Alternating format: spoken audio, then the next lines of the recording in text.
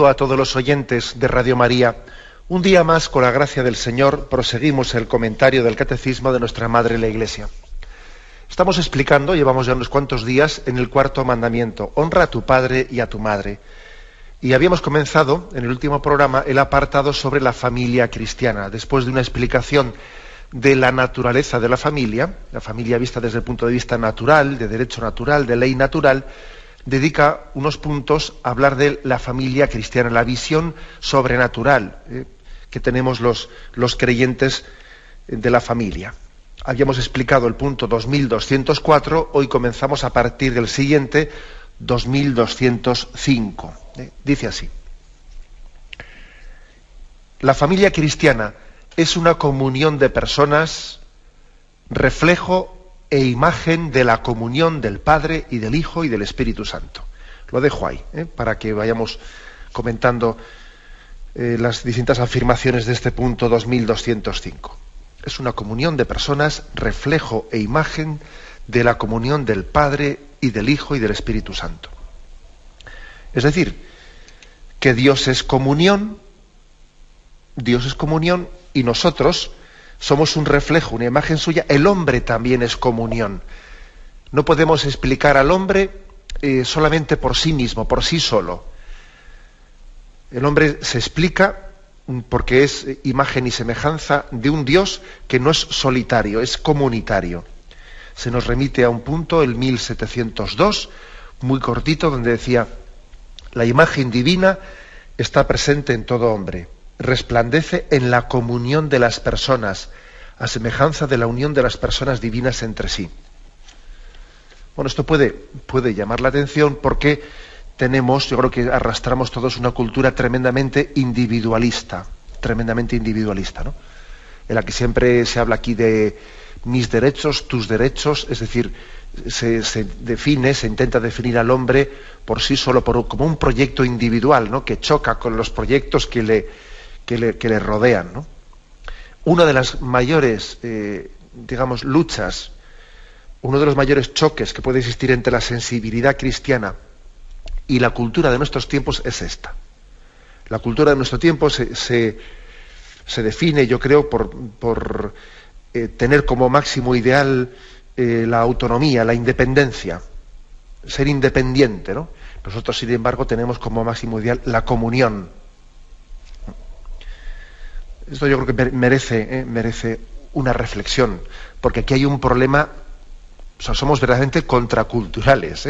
Tenemos, yo creo que la osadía de predicar y además lógicamente sin deformarlo, ¿no?, siendo fieles, ¿no?, un mensaje cristiano, pues cuando viene bien a la cultura y cuando remamos a favor de corriente y cuando remamos en contra, en ambientes en los que es más fácil predicar y es más difícil predicar, en momentos históricos distintos, pero nosotros tenemos que ser fieles al mensaje que llevamos entre manos. Claro, estamos en un momento en el que se ha endiosado, ¿no?, la independencia. Aquí todo es no sé qué, autodeterminación, autorrealización, independencia, todo es proclamar el hecho de que yo no tengo amo, yo no tengo que tener ninguna instancia ante la que yo responda. Es una especie de proclamación absoluta de la autonomía del hombre, ¿no? Sin embargo, ya dice el refrán, que el que se tiene a sí mismo por maestro tiene un tonto por discípulo. Eso dice el refrán, ¿no? Y a pesar de esta sentencia, tenemos que reconocer, ¿no?, que esta tendencia cultural contemporánea pues camina por estos derroteros antagónicos. La mentalidad liberal pues ha puesto en alza estos valores a los que me refería, ¿no? Autorrealización, autodeterminación, espontaneidad, todo lo que sea sacudirse tutelas, apadrinamientos que son vistos con recelo y con sospecha. Es como si el ideal moral máximo fuese sé tú mismo, ¿no?, en contra de que nadie me dirija, que nadie... como si el dirigismo, como si la educación estuviese anulando las potencialidades del ser humano, ¿no? Tú sé tú mismo, que nadie te marque el camino, ¿no? Es como insistir en la espontaneidad contrapuesta al dominio de uno mismo, ¿no? O la rebeldía contrapuesta a la prudencia, la autoestima contrapuesta a la autocrítica, ¿no? La irreflexión pues contrapuesta a la sinceridad, ¿no? Bueno, claro que son valores positivos, ¿no? Eso de que la autoestima y pues, todo es la sinceridad, todos son valores positivos, pero cuando en vez de ser integrados son contrapuestos, acaban por distorsionarse y por distorsionarnos y hacernos unos seres incapaces de vivir en comunión, ¿no? Y entonces el hombre tiene una incapacidad de crear comunión, ni se aguanta a sí mismo y ni aguanta a nadie que esté a su alrededor, claro. Se esconde tras todo esto una ingenua concepción de la naturaleza humana, una ingenua concepción, como si nosotros tuviésemos en nosotros mismos todo aquello que necesitamos para la plenitud, como si nos bastásemos por nosotros mismos, ¿sabes? Como si la realización del hombre se conseguiría, pues cada uno bucea en su interior y lo que tiene que hacer es desarrollar sus propias aptitudes, ¿no? Sé tú maestro de ti mismo. En eso consiste, ¿no?, la felicidad, ¿no? Y esta es una concepción ingenua y falta de realismo, ¿no? Y es evidente, porque por una parte es verdad que los talentos personales no se suelen desarrollar. Esos talentos que tenemos ahí dentro no se desarrollan si no tenemos un estímulo exterior a nosotros. Y de hecho tenemos la experiencia de que a veces es más importante y más definitivo no cuántos talentos naturales tiene una persona, sino si ha tenido un entorno que le ayuda a desarrollarlos. Porque mira, puede haber personas que resulta que hayan tenido unos talentos naturales tremendos, sí, pero han crecido en unas familias y en unos entornos en los que, vamos, no reciben más que frustraciones, ¿no? Y sin embargo otras personas con bastantes menos cualidades naturales han tenido un entorno pues muy amable que les haya ayudado a ir adquiriendo cada vez una mayor seguridad, etcétera, etcétera, ¿no? Independientemente de las cualidades personales de partida, es determinante, ¿no?, pues el entorno en el que la persona crece en comunión con otras, ¿no?, y desarrolla sus talentos personales, ¿no? Y a esto hay que añadir pues, que por la fe sabemos que la plenitud del ser humano no se alcanza sin Jesucristo, que hemos sido creados a imagen y semejanza de Dios, que llevamos su huella impresa en nuestro ser y que no podemos alcanzar la plenitud humana, porque estamos heridos por el pecado original, sin el auxilio de la gracia, sin la redención de Cristo. La creación está frustrada sin la redención. Es así, ¿eh? Aquí la historia de la salvación ha tenido dos partes: la creación y la redención. Y sin el auxilio de la gracia, sin la redención de Cristo, estamos frustrados, ¿eh? No somos capaces de llegar a la madurez, a la plenitud, ¿no? Hay que partir pues de la realidad. Y partir de la realidad es darnos cuenta de que tenemos heridas, tantas huellas del pecado que ha dejado en nosotros, ¿no? Pues eso, hay que partir de esas heridas. Creo que comenté en esta antena pues algo que me llamó mucho la atención en aquel Congreso de la Divina Misericordia que se celebró en Roma, y es que el cardenal Sembor, que fue el que había convocado aquel congreso, pues nos decía, ¿no?, que frente a esta imagen del hombre autónomo que pretende realizarse a sí mismo y ser autosuficiente, ¿no?, nos decía él en una conferencia, decía, cuando en esta mentira, en esta ficción de hombre autosuficiente se reivindique, ¿no?, hombre, vosotros respondedle, nos decía él, misericordia, misericordia, misericordia. Es decir, pero si estamos todos heridos, mire usted, pero si es que no se da cuenta usted que aquí el que no tiene heridas afectivas, el que no ha tenido también frustraciones, el que no ha tenido, si todos arrastramos heridas aquí, si el que no está cojo está manco, ¿eh? Entonces él nos decía, al que frente a esta autoproclamación de autosuficiencia, que casi es decir, dime de qué presumes y te diré de qué careces, vosotros respondedle, misericordia, misericordia. Pero si todos estamos heridos, no te ufanes, ¿no?, de tu autosuficiencia, cuando en el fondo sabes que estás escondiendo, que estás sacando pecho y que estás escondiendo una realidad que todos somos bastante más débiles de lo que aparentamos, hombre. O sea, eso es partir de la realidad, ¿no? Y desde estas premisas, pues creemos firmemente que el ideal moral del ser humano no es el hombre autónomo, sino que es el hombre comunión. aquel que entiende que debe de encontrar su plenitud en la comunión con Cristo y con sus hermanos. Es así. Aquí el que proclama su autosuficiencia, pues, curiosamente, ¿no?, está condenado a la inmadurez. El hombre maduro no es aquel que no necesita dirección, sino aquel que es movido por el Espíritu Santo. Mira tú por dónde. Por lo contrario, el inmaduro sería aquel que es arrastrado por sus pasiones. O sea, es mentira eso de que el hombre maduro, él se dirige a sí mismo, y el hombre inmaduro necesita un tutor, necesita un padre, necesita un... No, todos necesitamos, ¿no?, una dirección. La diferencia está en que la diferencia no está entre ser autónomo o ser conducido, porque todos necesitamos una dirección, sino entre ser movido por el Espíritu Santo o arrastrado por nuestras pasiones. Esa es la diferencia, esa es la elección que tenemos que hacer. Es absurdo que alguien diga, no, a mí nadie me dirige, me dirijo yo a mí mismo. Ya te digo yo a ti te dirigen tus pasiones, te dirige tu egoísmo, te dirige tu soberbia. Eso de que yo soy maestro de mí mismo y a mí nadie me dirige, bueno. Aquí todos necesitamos, ¿no?, una pauta. Lo que pasa es que o eres movido por el Espíritu Santo o eres arrastrado por tus pasiones. Esta es, en consecuencia, una punto de partida para ver cómo aquí el Catecismo dice: hemos sido creados a imagen y semejanza del Dios comunión. El hombre es comunión en el seno de la familia, ¿no? Pues es indispensable entender que el Espíritu Santo ha ido actuando en nosotros desde diversidad de mediaciones para desarrollar, ¿no?, esta vocación a la comunión que tenemos. ¿Y cuáles son, pues, las mediaciones principales? Pues yo diría sobre todo dos.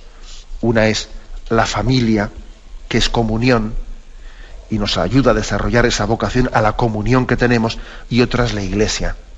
Familia e Iglesia son las dos realizaciones principales de la vocación a la comunión que tiene el hombre, porque somos imagen y semejanza del Dios comunión, del Padre, del Hijo y del Espíritu Santo. Lo realizamos en la familia, lo realizamos en la Iglesia. Tenemos un momento de reflexión y continuamos ahora mismo.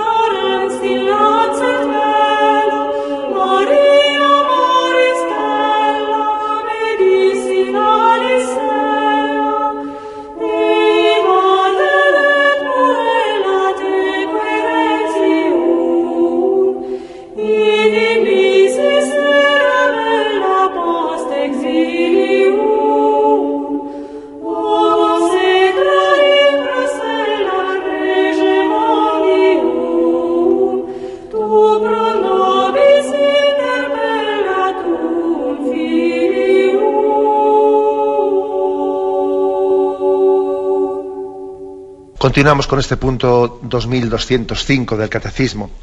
En él se habla que la familia cristiana es una comunión, reflejo e imagen de la comunión del Padre, el Hijo y el Espíritu Santo. Una pequeña reflexión para que también nos ayude a adquirir la devoción hacia la infancia de Jesucristo, ¿no?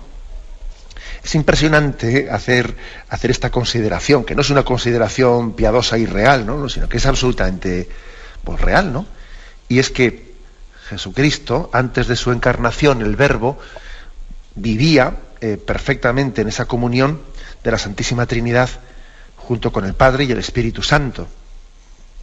Y en la encarnación, en esa vida oculta de Nazaret, sin dejar, porque es cierto que nuestra fe dice que cuando el Verbo se hace carne, no es que abandone la Trinidad. No podemos imaginarnos que de repente la Trinidad pasan a ser dos por una temporada.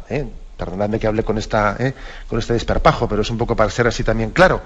No es que de repente la Trinidad pasen a ser dos, no. La encarnación no supone que Dios deje la comunión con el Padre, que el Verbo deje la comunión con el Padre y con el Espíritu Santo. Pero sí es cierto que cuando Jesús se encarna, viene entre nosotros y nace y vive en Nazaret la vida oculta, en aquel hogar de Nazaret, esa relación que Jesús tuvo con José y con María, fue como trasladar a la tierra en su vivencia humana, en su conciencia humana, trasladar a la tierra también esa experiencia de comunión que tenía desde toda la eternidad en el cielo, ¿no? Para Jesús, en su vivencia humana, José y María serían también una imagen de lo que en el cielo, por toda la eternidad, era y seguía siendo el Padre y el Espíritu Santo. O sea, Jesús, José y María formaban allí una imagen de la Trinidad. O sea, y también nosotros en nuestra familia estamos llamados a verlo así. Imagen de la Trinidad, Padre, Hijo y Espíritu Santo. Bien, lo digo para que nos enamoremos de la familia de Nazaret, nos enamoremos, nos consagremos a ella, que os comenté en el programa anterior, que la familia de Nazaret fue la primera familia cristiana y la primera iglesia. La primera iglesia, la familia de Nazaret. La primera familia cristiana, la familia de Nazaret, ¿no? Bueno, da un paso más el catecismo y dice: su actividad creadora, se refiere a la de la familia, ¿no? La actividad procreadora y educativa es reflejo de la obra creadora de Dios. Por lo tanto, no únicamente la familia es imagen de la comunión de Dios, Padre, Hijo y Espíritu Santo, sino que también la procreación y la educación de los hijos es reflejo de la obra creadora de Dios. Dios, en la sobreabundancia de su amor, pues no se ha quedado el Padre, el Hijo y el Espíritu Santo meramente en un amor hacia adentro, sino que de la sobreabundancia de su amor vino la creación. La creación fue la consecuencia de un amor de Dios que se desborda fuera de la Trinidad, ¿no? Bueno, pues algo así pasa también en el seno de la familia. La actividad procreadora y educativa es reflejo de la obra creadora de Dios. Así como Dios también, pues que Dios no tenía la obligación de procrear, de crear. Sin embargo, Dios creó desde la sobreabundancia, una decisión libre, pero también lógica como consecuencia del amor, ¿no? Porque el amor tiene un dinamismo y el amor no se cierra en sí mismo, sino que se dona, se da. Bueno, algo así pasa también en la familia. De la sobreabundancia del amor viene una apertura en la transmisión de la vida. Bueno, ¿veis cómo estamos explicando a la familia cristiana comparándola con el misterio de Dios, ¿no? Y además también nos entendemos desde Dios. El hombre se entiende a sí mismo desde Dios. Por ejemplo, fijaros, hoy en día en esta especie de pugna de que si del reivindicacionismo feminista que parece que para entenderse a sí mismo tiene que definirse el hombre frente a la mujer frente al hombre, ¿qué es más el hombre? ¿Qué es más la mujer? Si nosotros nos entendemos como reflejo y imagen de Dios, pues es que sería una buena forma de entendernos. Vamos a ver. ¿Qué es más? ¿El esposo o la esposa? ¿Qué es más importante, el esposo o la esposa, el hombre y la mujer? Fíjate, ¿no? Esta especie de reivindicacionismo, ¿no?, que se hace hoy en día, ¿no? Mira, si somos imagen, si la familia es imagen de la Trinidad, haz la pregunta en Dios: ¿qué es más importante, el Padre, el Hijo o el Espíritu Santo? Y entonces llegamos a la consecuencia de decir: pero hombre, no decimos que son consustanciales, que el Hijo es Dios como el Padre y el Espíritu Santo procede del Padre y el Hijo y es Dios al mismo tiempo y todo lo tienen en común, Dios de Dios, luz de luz, y y comparten una misma naturaleza, bueno, pues entonces dejémonos de cosas, de ideologías extrañas a nuestra fe cristiana y entendamos que si la familia es imagen de la Trinidad, también tenemos la misma dignidad, ¿sabes? La misma dignidad. Si no se puede decir que el Padre sea más que el Hijo y que el Hijo sea más que el Padre o que el Espíritu Santo, apliquemos eso mismo a la familia y démonos cuenta que Padre, Madre, hijos tienen todos la misma dignidad en el seno de la familia, la misma dignidad. Incluso ya sabéis esa especie de medio de acertijo que se suele hacer, ¿no? Se hace el acertijo. Oye, ¿qué es antes, el Padre o el Hijo? Y algunos pican y dicen, hombre, antes es el Padre. Y dicen, no es así. Porque el Padre comienza a ser Padre en el mismo momento que existe el Hijo. Si el Padre no es Padre, sino porque en el mismo momento en que es el Hijo. Luego, no es antes una cosa que la otra. Luego, fíjate, luego tenemos una igual dignidad, reflejo de la igual dignidad que tienen las tres personas divinas, Padre, Hijo y Espíritu Santo. Nos entendemos a nosotros mismos viéndole a Dios. La familia es como las huellas dactilares de Dios entre nosotros. Es lo más parecido que hay en la tierra a Dios. Lo más parecido que hay en la tierra al misterio divino. Por eso, por cierto, yo creo que ya os dais cuenta que aquí cuando explicamos el catecismo, yo creo que una de las imágenes que con más frecuencia utilizamos para hablar de cosas espirituales es las referencias o los ejemplos que ponen al padre o a la madre con el hijo, etcétera, le ponen como referencia. Es la imagen a la que más recurrimos, porque es que se nos antoja, o sea, lo consideramos como el ejemplo, la analogía más próxima para hablar de Dios, la metáfora más cercana, la más apropiada. Por lo tanto, la familia es imagen y semejanza, no hay un reflejo, ¿no? Dice aquí reflejo e imagen de la comunión del Padre, el Hijo y el Espíritu Santo. Damos un paso más. Lo leo desde el principio. La familia cristiana es comunión de personas, reflejo, imagen de la comunión del Padre, Hijo, Espíritu Santo. Su actividad procreadora y educativa es reflejo de la obra creadora de Dios. Sigue este punto. Es llamada a participar en la oración y el sacrificio de Cristo. La oración cotidiana y la lectura de la palabra de Dios fortalecen en ella la caridad. Una afirmación más hecha en este punto. Pues vamos a ver, que también hay una llamada, puesto que somos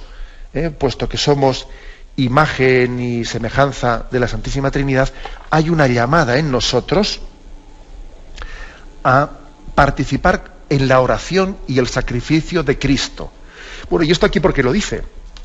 No es aquí de repente mezclar otra afirmación. No. Esto viene muy en conjunción con lo anterior. Viene muy en conjunción. Esto de que estamos llamados a participar de la oración y el sacrificio de Cristo, esto está muy ligado a lo de la comunión, la familia, comunión, imagen de la Trinidad. ¿Por qué? Porque la comunión, en el caso de Jesucristo, la comunión en la Trinidad, antes de la encarnación, antes de que Jesús se hiciese hombre, su comunión con el Padre y con el Espíritu Santo, pues es que era totalmente natural.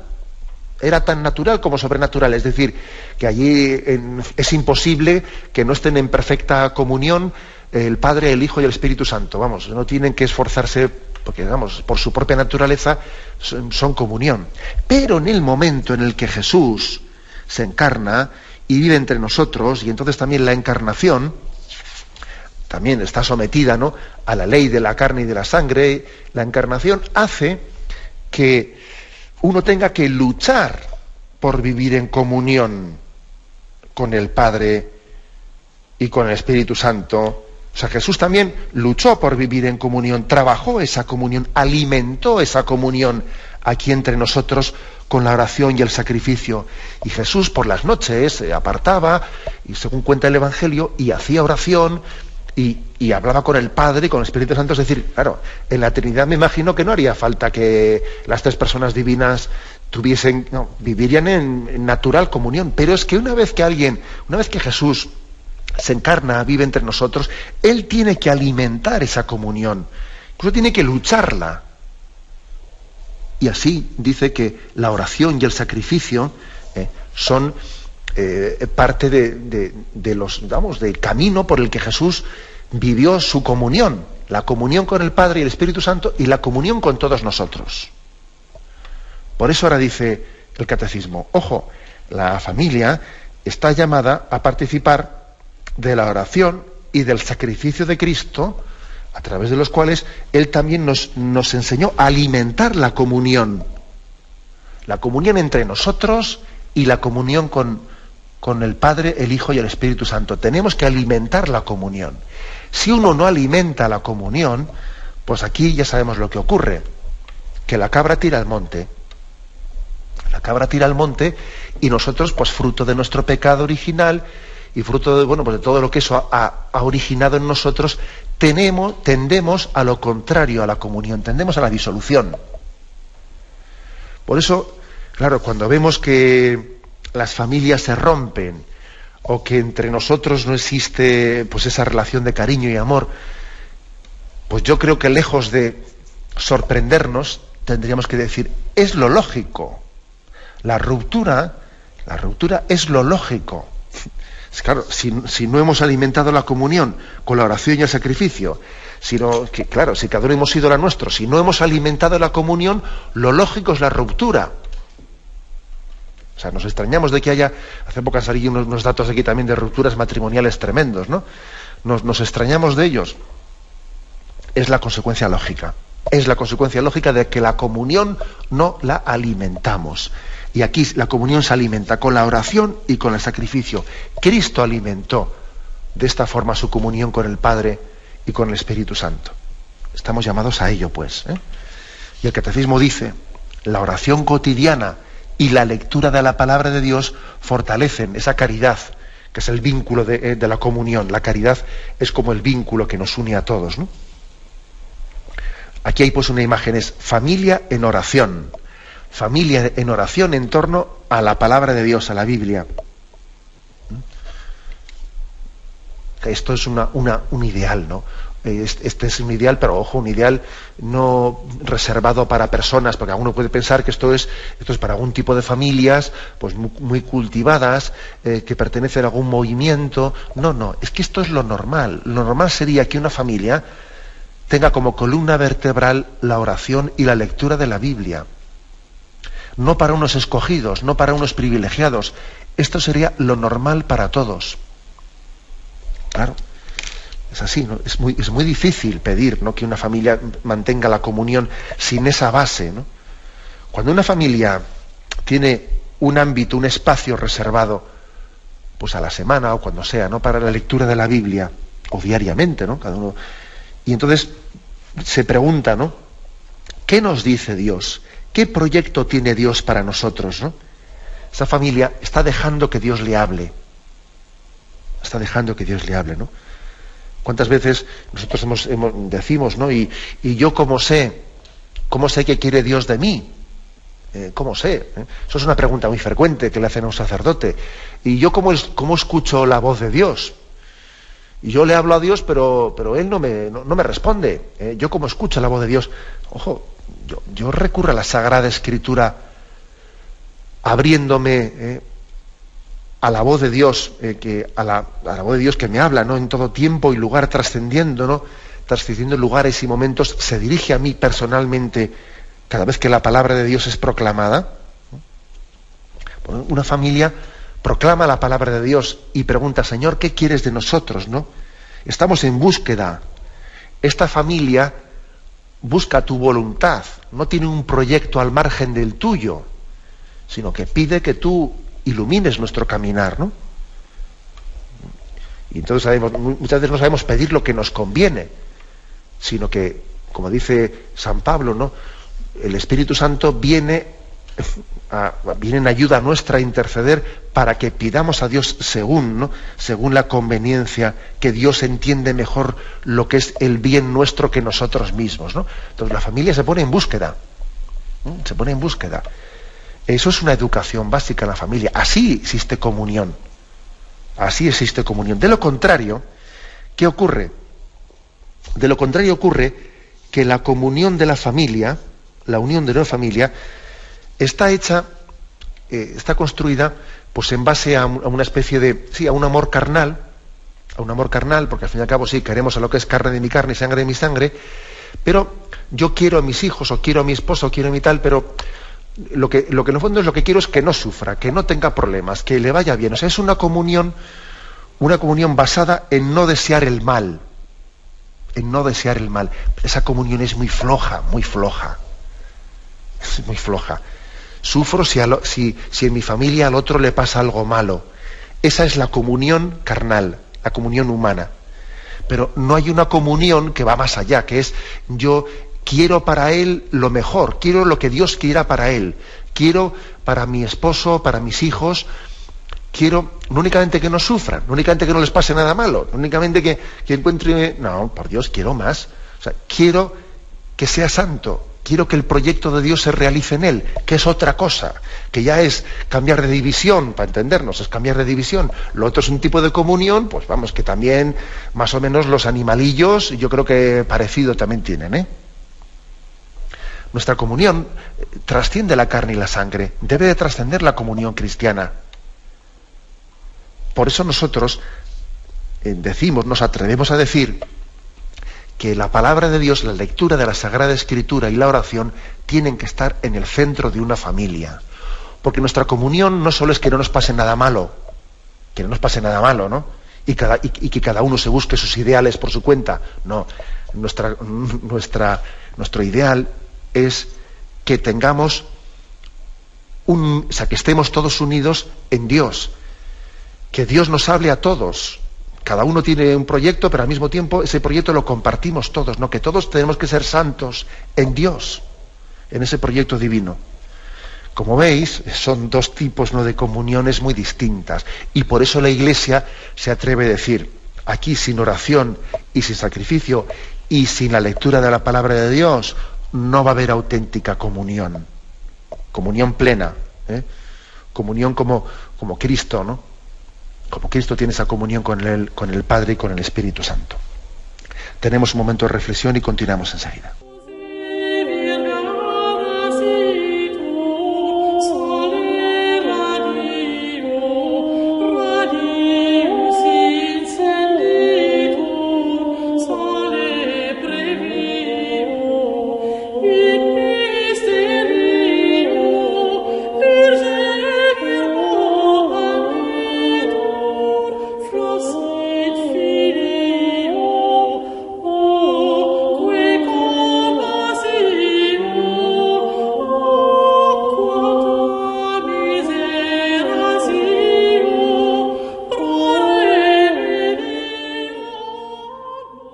Estamos comentando este punto 2205, que nos habla del misterio de la familia cristiana, pues como reflejo del misterio de la Santísima Trinidad.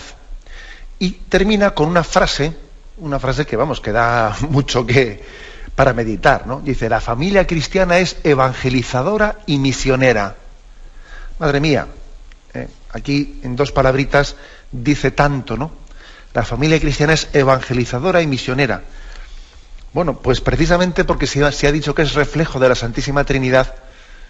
La Santísima Trinidad no solamente tiene lo que se llama las misiones ad intra, que el Padre ama al Hijo, el Hijo ama al Padre y el amor entre el Padre y el Hijo es el Espíritu Santo, sino que también en la Santísima Trinidad tiene los envíos ad extra, hacia afuera. Bueno, pues algo así pasa también en la familia, que estamos preocupados. Antes decíamos que la auténtica comunión entre nosotros no solo es que no nos vaya mal, no solo es que no suframos, no solo es que no tengamos fracasos en la vida, no, sino que nuestra comunión es más atrevida, ¿no? Tenemos la comunión de que ser lo que Dios quiera, la vocación que Dios ha querido para cada uno de nuestros hijos y cada uno de nosotros, que la descubramos en la familia, que seamos todos santos según el proyecto de Dios. Luego, lógicamente, ese proyecto de comunión de la familia solamente se puede realizar también saliendo fuera de nosotros mismos, ¿no? La familia no puede ni debe de ser un sitio como una especie de estufa en la que ahí estamos muy calentitos y nos sentimos nosotros realizados cerrándonos en nosotros mismos, ¿no? No, sino que también la familia se realiza a sí misma evangelizando y siendo misionera. ¿No? La verdad es que la familia evangeliza, es evangelizar